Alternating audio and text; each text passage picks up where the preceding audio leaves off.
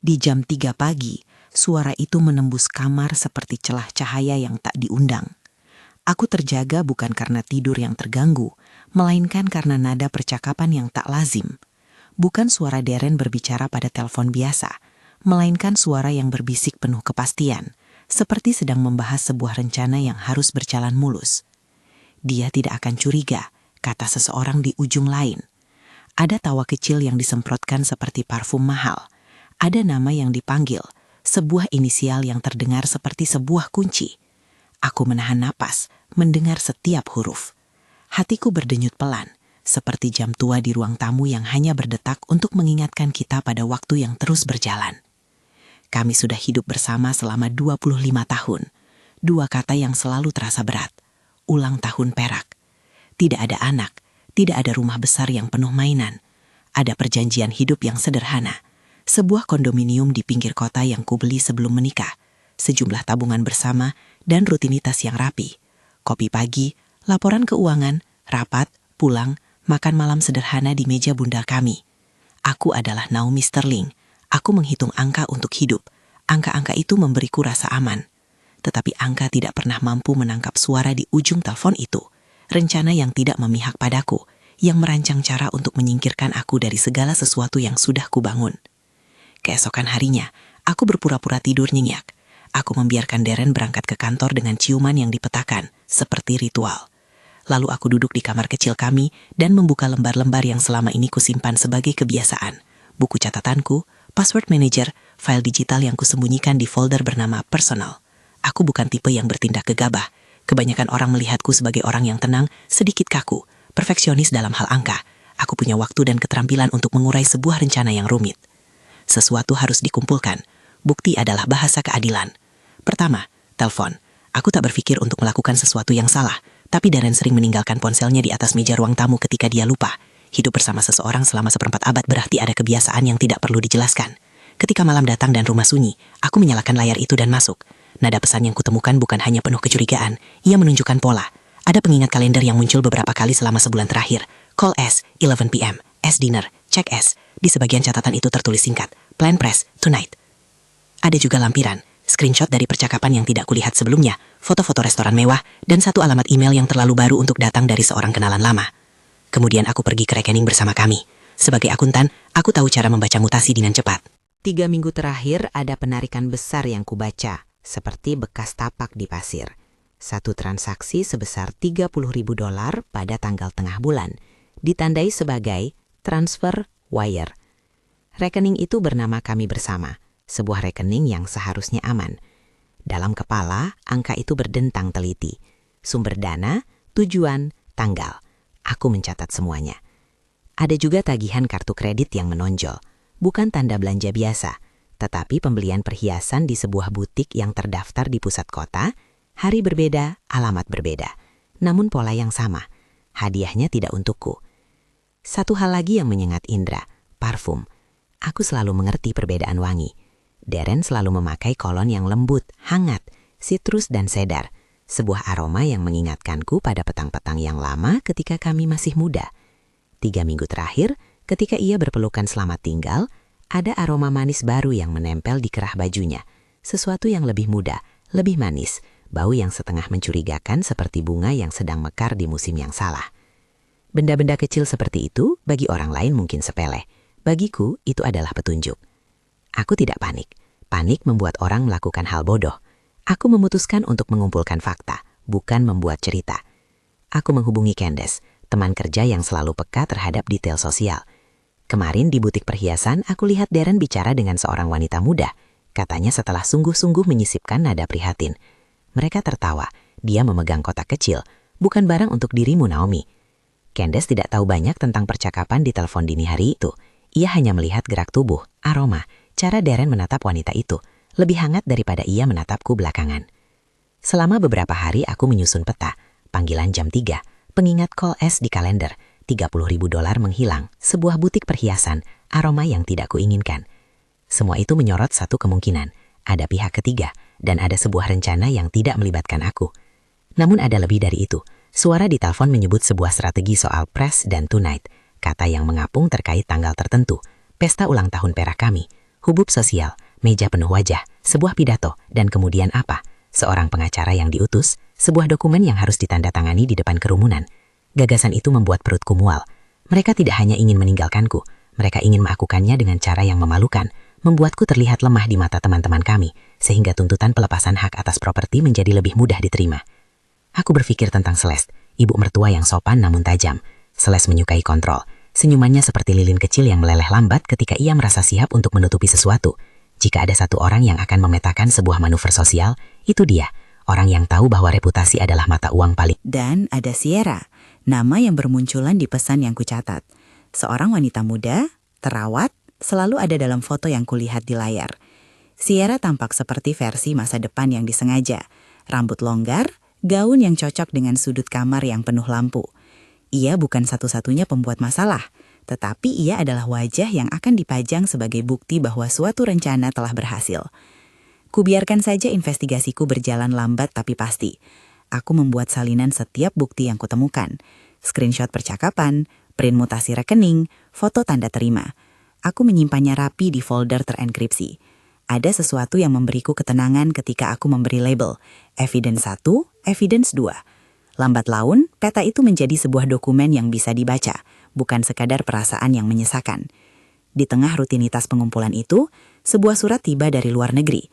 Surat itu datang dari Jerman, berstempel dan rapih seperti semua hal yang berasal dari sana. Aku membuka amplopnya dengan teliti. Ada dokumen hukum, nama Bibi yang sudah lama tidak kukunjungi, dan sebuah pernyataan sederhana. Kami mengonfirmasi warisan dalam bentuk rekening dan properti. Bibi itu, wanita yang selama ini mengirimkan kartu ucapan Natal dan foto-foto kebun anggurnya, ternyata menuliskan wasiat yang menyatakan beberapa aset untukku. Dokumen itu tidak hanya berupa janji, Bank Eropa telah mengirimkan konfirmasi awal bahwa dana akan dialihkan ke rekening yang ditunjuk. Ada kalimat hukum yang tak lazim bagiku, tetapi inti yang kuambil jelas. Ada sumber dana baru yang bukan bagian dari harta bersama. Aku menaruh surat itu di tempat yang aman. Ini penting, bukan hanya karena jumlahnya, tetapi karena waktu datangnya. Bagi siapapun yang memiliki kecerdasan strategi, sebuah warisan yang muncul saat rencana perpecahan sedang diatur bisa mengubah ekuitas negosiasi. Jika kondominium yang kubeli sebelum menikah benar-benar tercatat sebagai aset pranikah, lalu ada dana baru atas namaku, itu memberi aku leverage. Tetapi semua itu harus diverifikasi, dan verifikasi harus sah. Aku mengontak Mr. Perry, seorang pengacara properti yang sudah kukenal lewat keluarga lama. Pria itu tidak banyak bicara, tapi ia teliti. Ia datang ke kondominium dengan jas yang disetrika rapi, membawa berkas-berkas lama. Kami duduk di meja makan, lampu kristal di atas kepala memantulkan kilau halus pada kertas. Ini kondominium yang Anda beli, benar? Ia membuka akte dengan sarung tangan sopan, seperti membuka kotak kecil berisi sesuatu yang mudah pecah. Ia menatapku, lalu menatap berkas.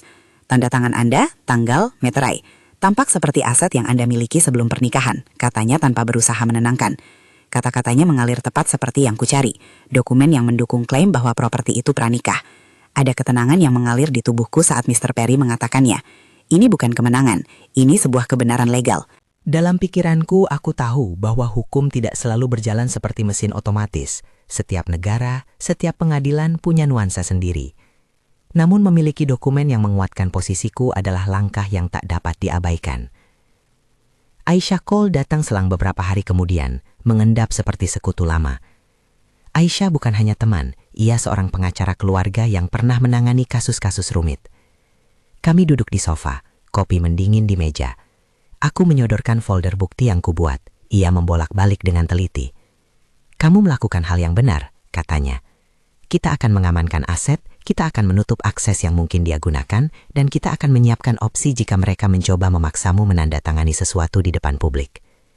Aku menyukai nada profesionalnya, tidak ada drama berlebih, hanya instruksi yang terukur.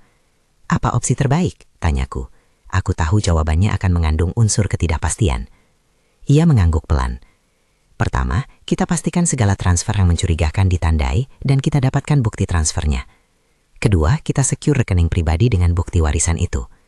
Ketiga, kita pastikan properti pranikahmu didokumentasikan dengan benar. Keempat, jangan menandatangani apapun di depan orang tanpa penasehat hukum.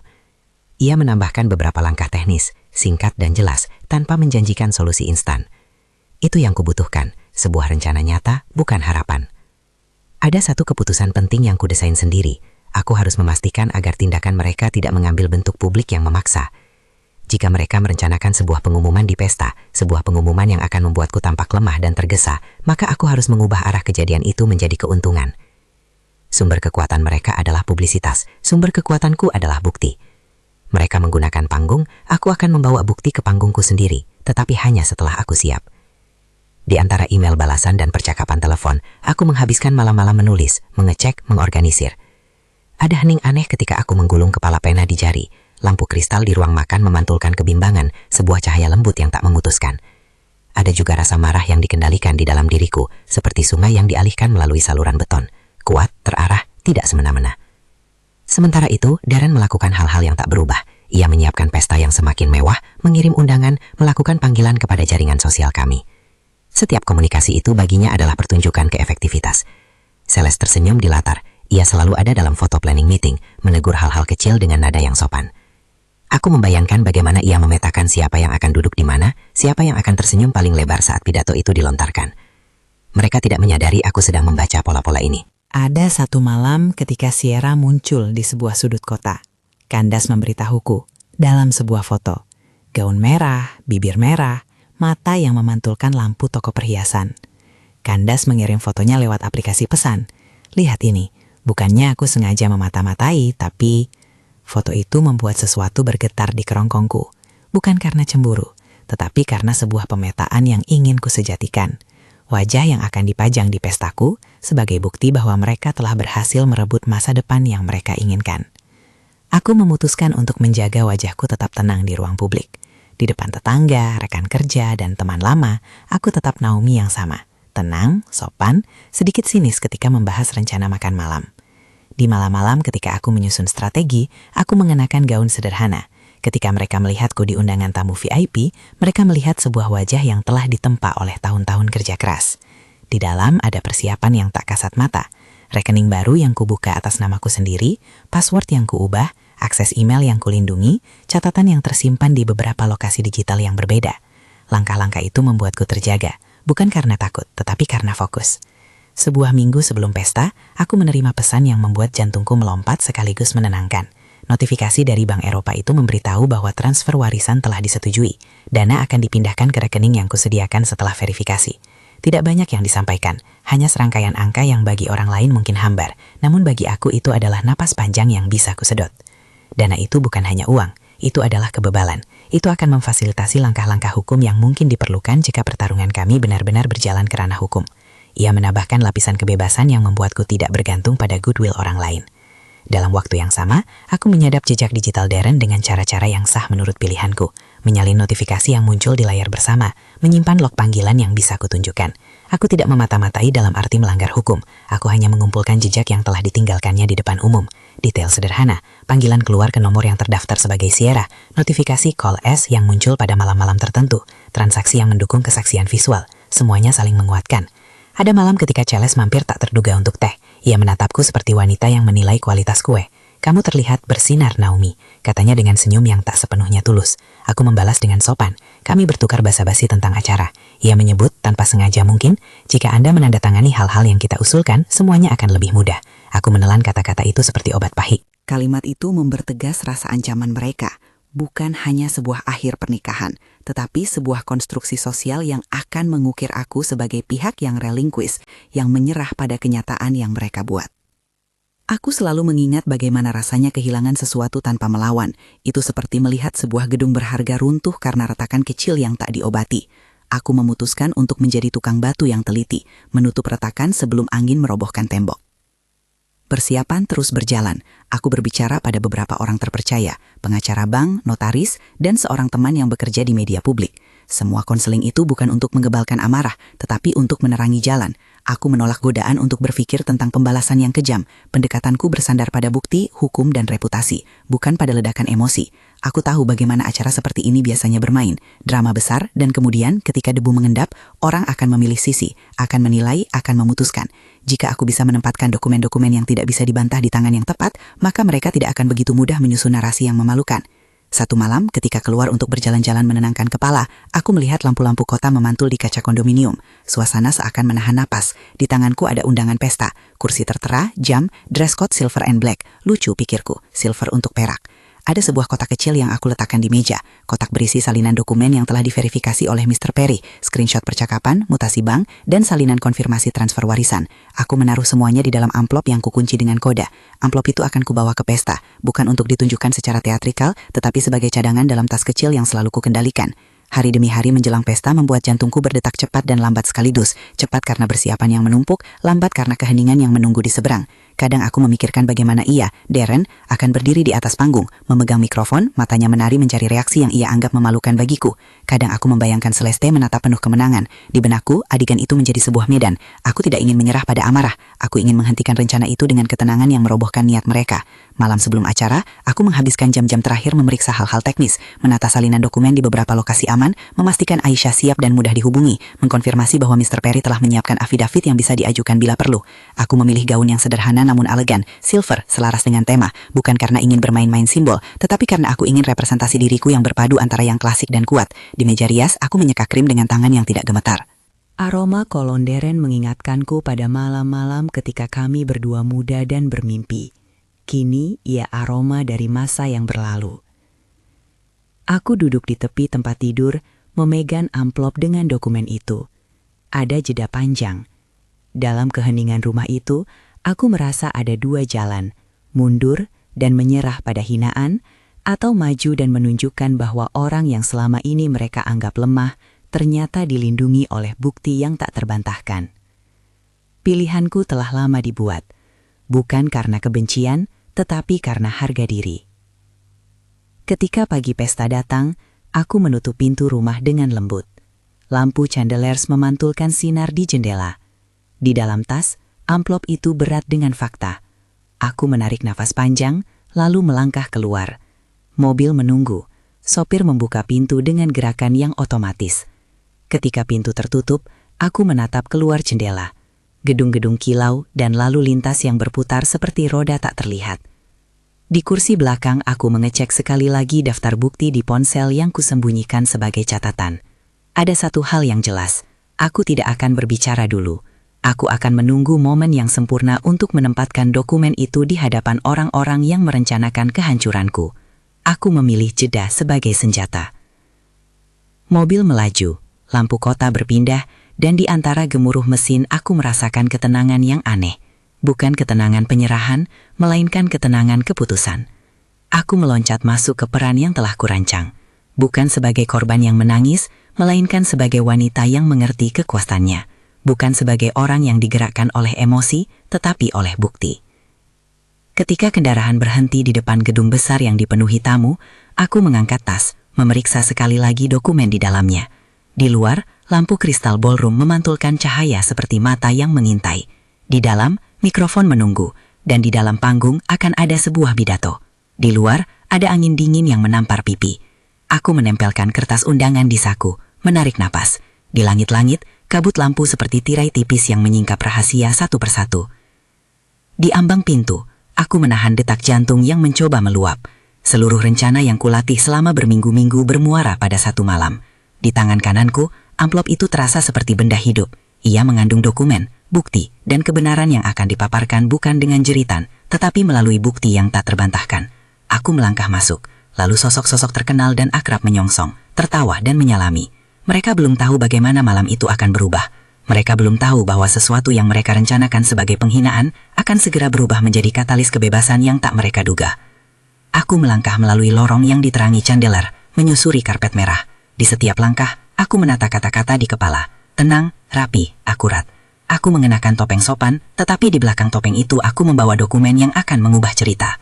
Ketika pintu ballroom terbuka, musik rendah menyambutku, dan rencana yang rapi menunggu eksekusi. Lampu kristal memantulkan cahaya yang tajam ketika aku melangkah ke lantai ballroom. Bunyi gesekan sepatu di karpet terdengar seperti ketukan yang menunggu irama. Musik menjadi latar samar. Bisik-bisik menyingkapkan nama-nama yang kukenal. Wajah-wajah yang selama ini kusebut sahabat, kini duduk mengamati, siap menyaksikan apa yang bagi mereka adalah perayaan. Di entah mana, seseorang mengangkat gelas. Denting kaca menjadi lonceng kecil yang menandai mulainya pertunjukan mereka. Darren berdiri di panggung dengan senyum yang sudah dilatih di kaca riasnya berhari-hari. Ia mengenakan jas hitam yang tepat, kolon yang selama ini ku kenal menguar, sitrus dan sedar. Tetapi ada lapisan aroma lain yang menyelinap di udara. Aroma yang kupahami tanpa harus mengendusnya lagi. Manis, muda, dibuat untuk menandai sesuatu yang baru dan asing. Di sebelahnya, Celeste duduk seperti ratu kecil di barisan terdepan. Bibirnya berlekuk seperti seni topeng yang mengetahui setiap gerak. Sierra, yang fotonya pernah dikirimkan Candace, duduk beberapa baris ke belakang. Senyumnya terlalu ringan untuk suasana yang menantinya. Saya berjalan dengan perlahan. Setiap langkah terukur bukan untuk mempertontonkan keberanian, melainkan untuk menjaga jarak dari segala drama yang hendak dipentaskan. Dalam tas kecil, amplop berat itu seperti detak yang kugenggam. Di kepala, kata-kata yang akan kukatakan sudah kupepakan. Tenang, rapi, akurat. Tidak ada teriakan, hanya fakta. Sebelum aku sempat membuka mulut, lampu menyorot Darren. Ia mengambil mikrofon, suaranya mengisi ruangan. Ia mulai dengan nostalgia, 25 tahun, kenangan, kami berada di sini karena tawa kecil dari hadirin, tepuk tangan yang diharapkan. Lalu nada suaranya bergeser, seperti nuansa dalam lagu yang tak diharapkan, menuju hal yang lain. Kata-kata tentang perbedaan, kata-kata yang sepi hati namun dipaster rapi.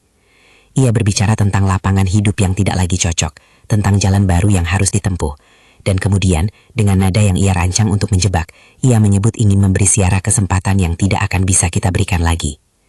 Ruangan membeku di celah antara satu napas dan napas berikutnya. Ada bisik yang menjadi gemuruh kecil. Seorang teman menutup mulutnya, seseorang menoleh.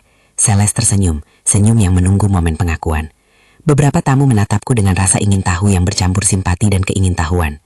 Ada yang menahan suara, berharap aku akan runtuh, berharap aku akan menjerit atau meminta maaf. Rencana mereka bekerja di ruang hening itu. Aku meraih amplop, tangan tidak menggigil, itu hal yang kulatih sejak berita pertama jatuh di telingaku. Aku melangkah ke arah panggung ketika Darren memberi jeda dramatis, mungkin berharap tangisan atau pengakuan. Lampu menyorot kami berdua, lensa kamera berdiri seperti mata yang tak berkedip. Aku menatap ke arah hadirin dulu. Wajah-wajah mereka membentuk sebuah mozaik penilaian. Lalu aku menatap Darren. Malam ini, kataku dengan suara yang dibuat rendah, agar setiap kata menembus dengan jelas. Saya akan menjelaskan beberapa hal yang tampaknya diatur, agar Anda tidak mengetahuinya. Ada bisik, suara yang berusaha membunyikan skandal menjadi kabar utama. Aku mengangguk singkat ke arah teknisi sound. Mikrofon yang berada di atas meja lain ditarik ke arahnya. Suara di dalam ruangan menunggu, seperti jam tua yang tertahan. Ada hal yang mudah dipercaya, aku lanjutkan, dan ada hal yang dapat dibuktikan. Aku membuka amplop, menarik lembar-lembar kertas berjejer, salinan akta, print mutasi bank, screenshot pesan, konfirmasi bank dari Jerman. Satu persatu kubentangkan di meja kecil yang disediakan oleh panitia. Sebuah meja kecil, namun cukup untuk menampung kebenaran. Aku memulainya sederhana. Ini adalah akta kondominium yang saya beli sendiri, bertanggal jauh sebelum hari pernikahan kami. Nama saya tercantum, tanda tanganku ada di sana. Itu bukan hanya kertas, itu dokumen yang menunjukkan properti ini adalah aset pranikah. Di antara hadirin muncul suara. Beberapa orang berpaling untuk melihat naskah yang kugulung. Mr. Perry duduk tak jauh, wajahnya tenang. Ia sudah menandatangani afidavit yang menyatakan hal ini. Kehadiran pak pengacara kecil itu memberi bobot pada kata-kataku. Lalu aku menyerahkan lembar berikutnya, cetak mutasi dari rekening bersama. Dengan tenang kusatakan, ini adalah transfer sebesar $30.000 yang dikirim dari rekening bersama kita tanggal ke rekening yang terdaftar atas nama. Aku sebutkan nama rekening ke publik, nama yang selama ini kusembunyikan, yang mengarah ke sebuah butik, dan beberapa rekening baru yang mencurigakan. Masing-masing detail itu kubaca seturut kertas, tanggal, jumlah, deskripsi, sederhana, tanpa dramatisasi, kata demi kata, pola mereka terbuka. Ada pergerakan uang, ada pembelian perhiasan di butik tertentu, ada pembayaran yang konsisten ke rekening yang berhubungan dengan perempuan yang duduk di barisan. Sierra menatapku seperti orang yang baru saja melihat salah satu lembar yang kusodorkan ke hadapan ruang salah. Matanya melebar, bibirnya bergerak tanpa suara. Darren terkesiap, senyum yang dirawatnya menipis, menjadi garis yang mengeras. Para tamu mulai berdiri, beberapa mengambil ponsel. Di luar ruangan, mungkin seseorang sudah memukul tombol rekam. Ada juga pesan, kataku, pesan yang muncul di kalender kami. Call S, 11 PM. Ada foto yang mengikutinya. Nota-nota kecil yang menunjukkan perencanaan. Ada juga konfirmasi dari Bank Eropa mengenai warisan yang ditujukan kepada saya. Dibuktikan pada tanggal.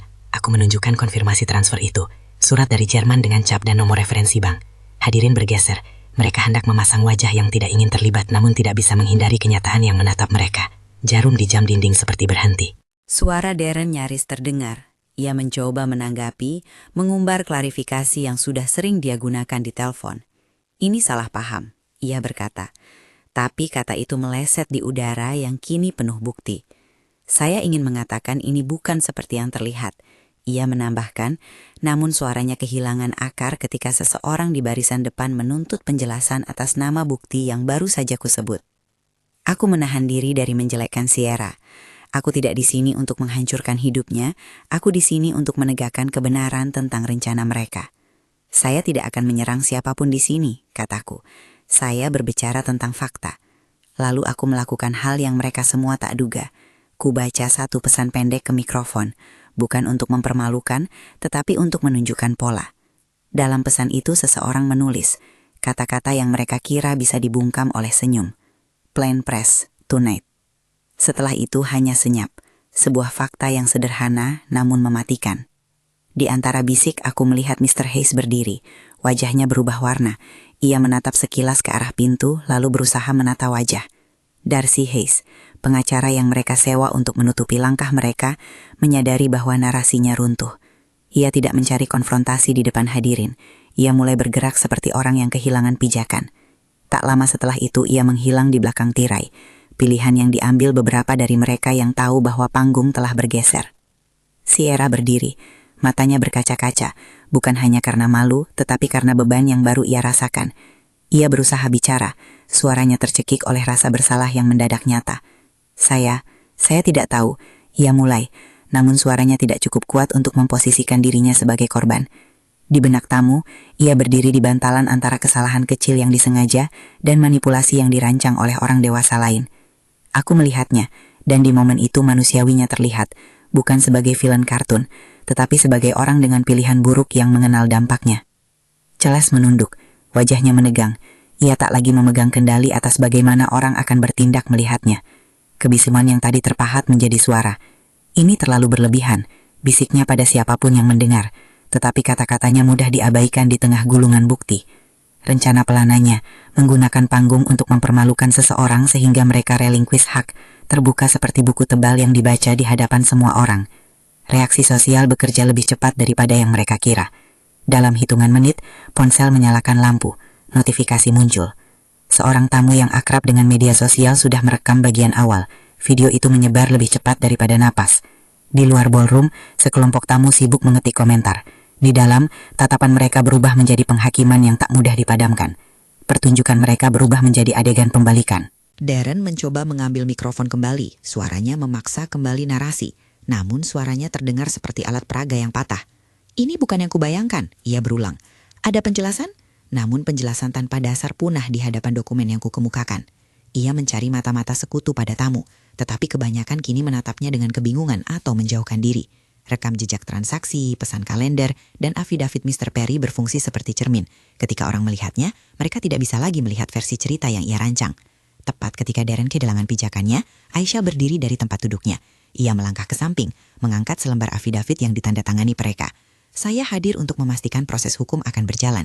Suaranya datar namun kuat. Ia tak berpidato, ia menyodorkan fakta. Kehadirannya adalah sinyal bahwa bukan saja bukti yang diperlihatkan malam itu, tetapi ada otoritas hukum kecil yang menjemput konsekuensi. Sesi itu tidak berakhir dengan teriakan, ia berakhir dengan suara yang padat, keheningan yang memaksa Darren untuk mundur. Ia terdiam, bukan karena hilang nyali saja, tetapi karena ruang sosial yang ia coba bentuk, ruang yang menempatkannya sebagai pengambil keputusan moral, telah runtuh. Wajahnya membucat di bawah lampu. Ia menunduk lalu menyingkir dari mikrofon. Jawabanku membuatnya terdiam, bisik hatiku, tetapi yang terdengar di ruangan adalah suara langkahku saat aku mundur dari panggung dengan kepala tegak. Malam itu viralitas bekerja layaknya palu yang memecah kaca. Potongan video tersebar, headline bermunculan, dan orang-orang yang semula netral mulai menilai. Darren mendapat telepon dari atasannya yang bertanya, Sebra, tentang perilaku yang kini dipertanyakan publik. Mr. Michael Boudreau, atasanku yang selama ini menghormati reputasiku, mengirim pesan singkat di malam itu. Saya di sini kalau kamu butuh dukungan. Sederhana namun memberi arti. Dukungan itu bukan slogan kosong. Ia membuka kemungkinan tak terlihat di bawah bayang-bayang aksi publik. Beberapa hari setelah pesta, proses hukum yang telah kusiapkan bergerak cepat tapi terukur. Aisyah bekerja dengan ketenangan yang sama saat kami menyusun berkas di sofa. Ia mengajukan permohonan sementara untuk menolak akses penuh Darren ke rekening bersama dan mengajukan afidavit untuk memverifikasi status pranikah kondominium.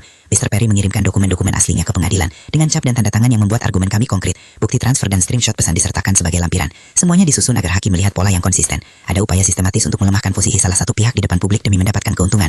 Dalam persidangan awal, Darren menghadirkan argumen yang canggung, klaim-klaim tentang kesalahpahaman, penjelasan tentang transfer yang katanya pinjaman, dan narasi-narasi yang tampak rapuh di atas kontradiksi angka. Ketika ia berbicara, kubuka kembali sebagian bukti di tanganku, bukan untuk mempermalukannya, melainkan untuk menunjukkan konsistensi temuan kami. Seorang hakim muda yang memimpin persidangan membaca dokumen-dokumen itu dengan ekspresi yang tidak mudah dibaca. Namun kita semua merasakan, di meja, dalam kamar sidang, bahwa bukti-bukti itu memberi arah yang jelas. Proses mediasi terjadi selanjutnya. Mereka menawarkan pembagian yang menurutku dibuat untuk menyamarkan niat. Penawaran agar aku menandatangani waiver di depan publik dengan imbalan sejumlah uang kecil yang dimaksudkan memupus klaim legal mengenai properti. Tapi aku sudah mengerti cara kerja tawaran semacam itu. Ia dibungkus manis agar terlihat sebagai pengakhiran yang elegan. Aku menolak. Aku ingin keadilan, bukan penutupan yang ditekan. Aku ingat kata-kata Aisyah, jangan menandatangani apapun tanpa penasihat. Aku mematuhinya. Persidangan final berjalan dengan penamaan bukti yang sistematis. Mr. Perry menjelaskan sejarah kepemilikan kondominium, banker Eropa yang memberikan konfirmasi warisan memaparkan alur transfer yang sudah disetujui.